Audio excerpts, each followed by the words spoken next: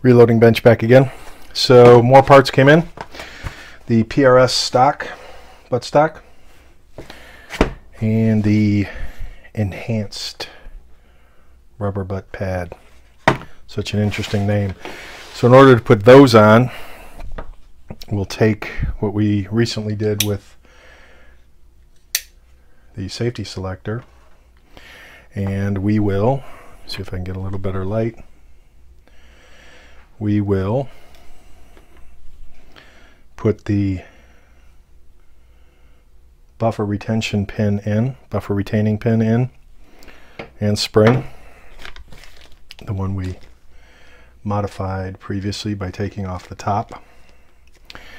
Pop that in with the spring and then put the buffer tube on. So we'll do that as prep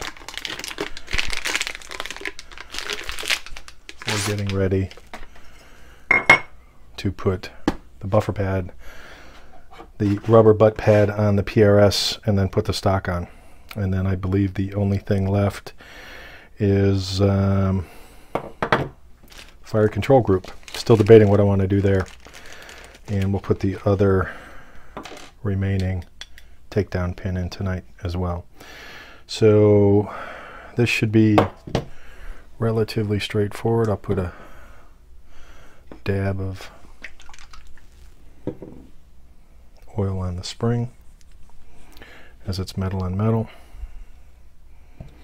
Drop that in there.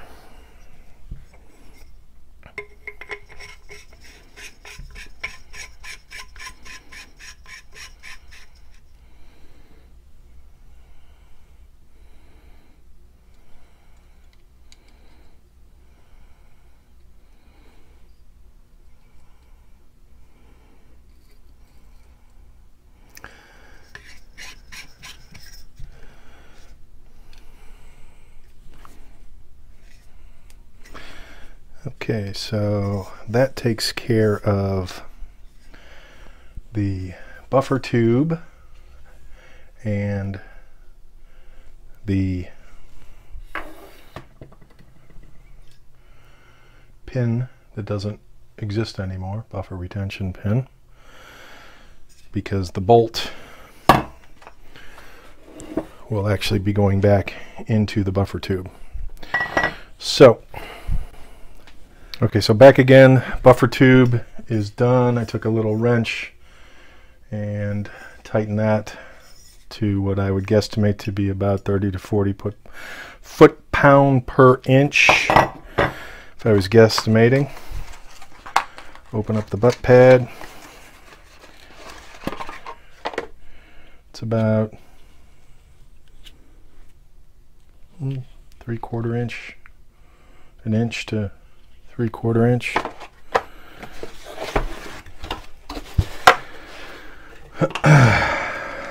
Magpul stickers. I guess a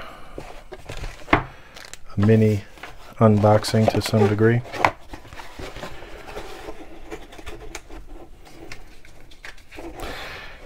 I'll leave the directions out just in case. It's been a while since I've done one of these, but if memory serves, it's essentially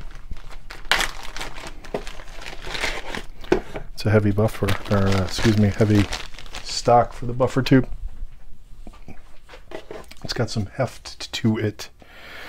So if memory serves, I want to say that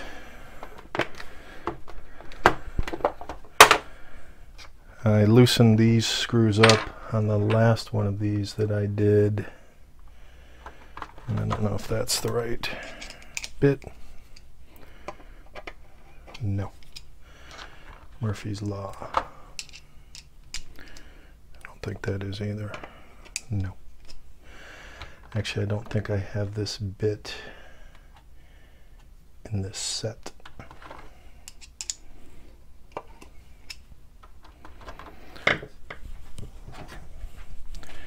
So back to the hex keys. And it's always one off. And again, this is just to loosen up this channel for those. All right, so more hex. Maybe one of these will fit.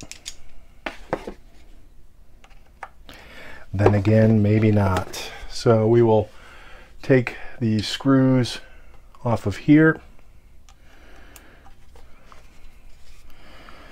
Careful not to have them launch to the garage.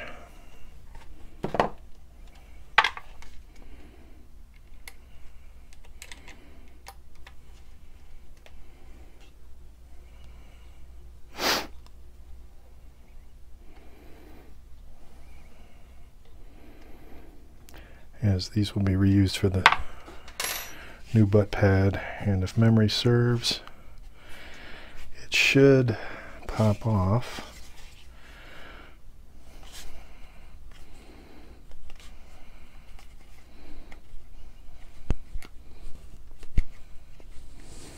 I'm just trying to get an edge. I just want an edge. And I hate using metal. There we go. That pops off. And that had to pop off anyway because that's part of the installation instructions for getting this on. Now there's, like on an AR, there would be a piece that goes here. On this butt stock, you can see, or maybe you can't, that particular molding that will go right into our lower. So in order to do that and screw everything in, I need the last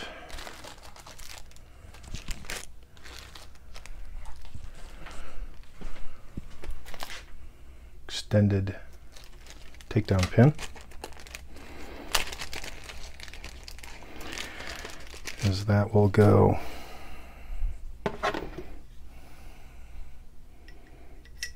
in there. And in order to get that to stick,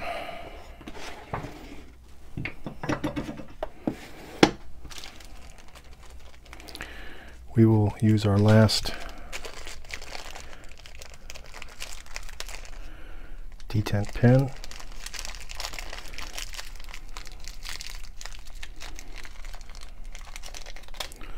So one more detent pin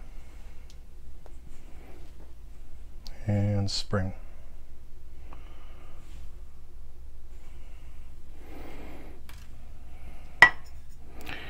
And that will drop in.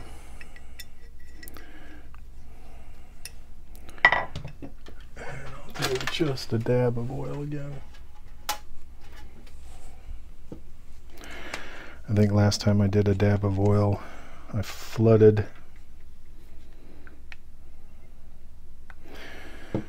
me and Murphy's Law. I'm consistent.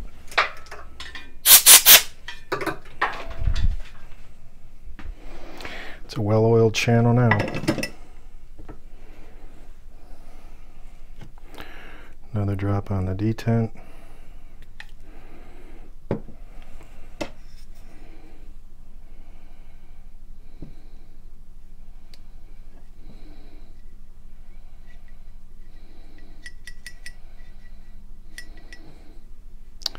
And the spring.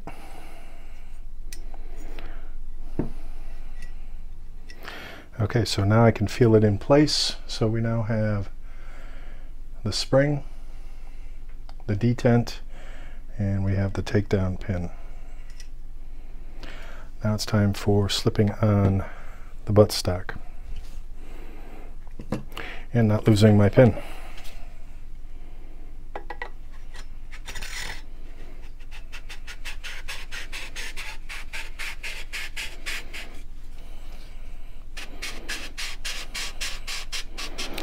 And as I get close to the spring, I'm going to try and make sure I don't damage the spring.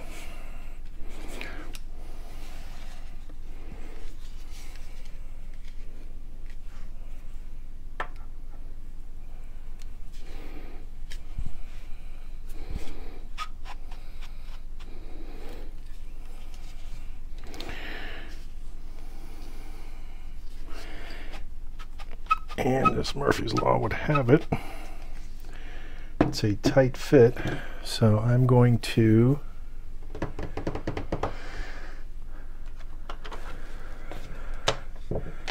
try and compress that spring a little and use my bench and a very dirty towel, a clean, dirty cleaning cloth.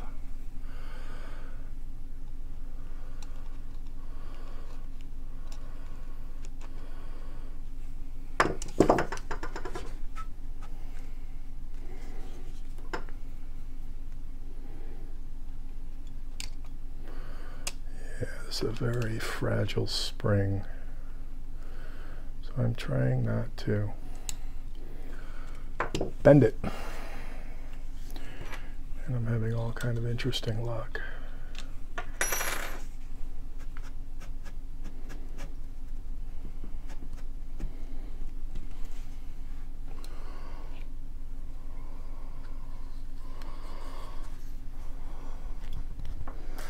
And things are not fitting so well. All right, time to turn off and see what the fit problem is. Back in a minute. All right, take two. So I'm going to call this brute force required. And I dry fitted this a couple times with the screw, and it seems like it needs an extra push near the end. So we will try this again with the takedown.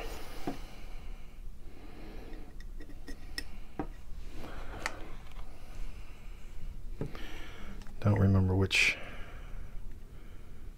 side of the pin got oiled.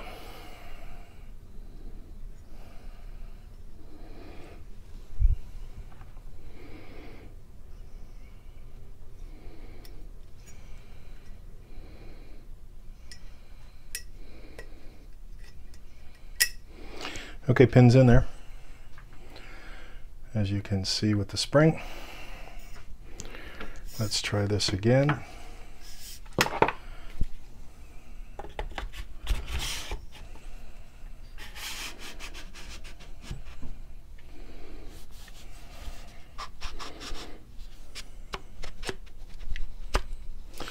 All right, now we have a nice, close, tight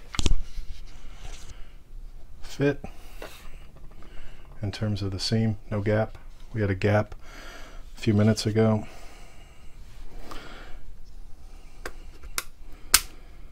Takedown pin works, and we're good.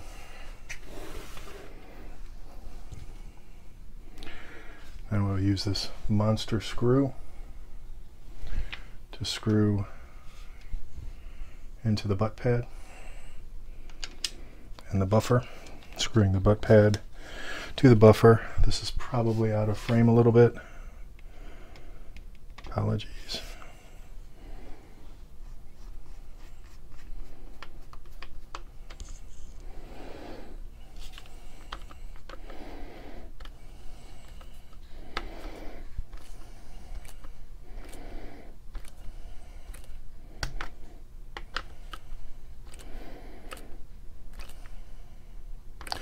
So I would call this snug without being over tightened, and we have detents, safety selector, and the finishing touch after I tighten up everything we loosened.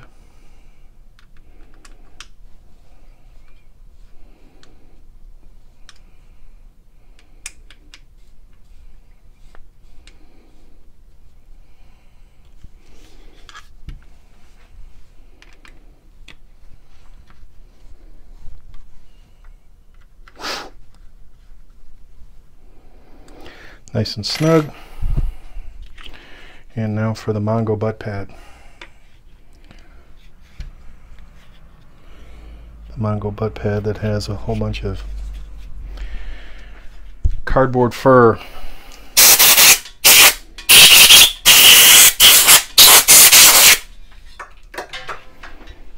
Little cleaner.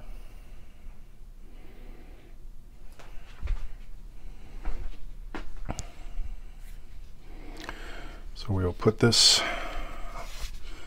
much better, and we'll use the original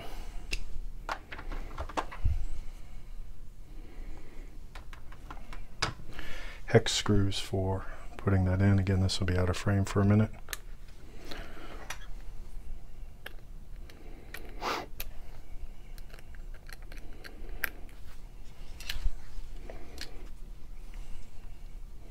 It's a very deep socket to put the screws back in.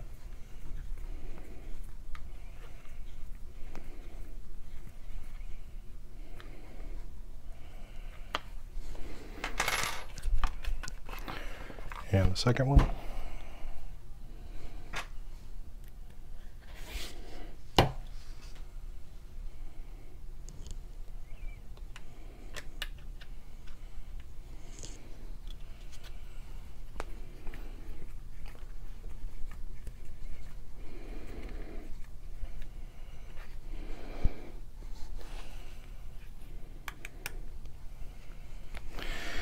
Okay, major changes for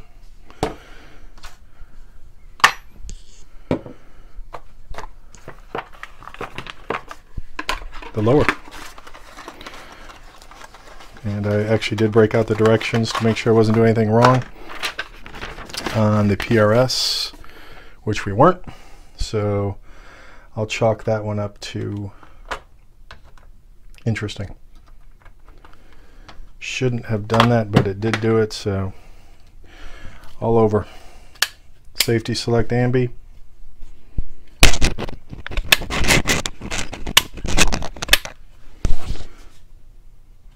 Extended detent.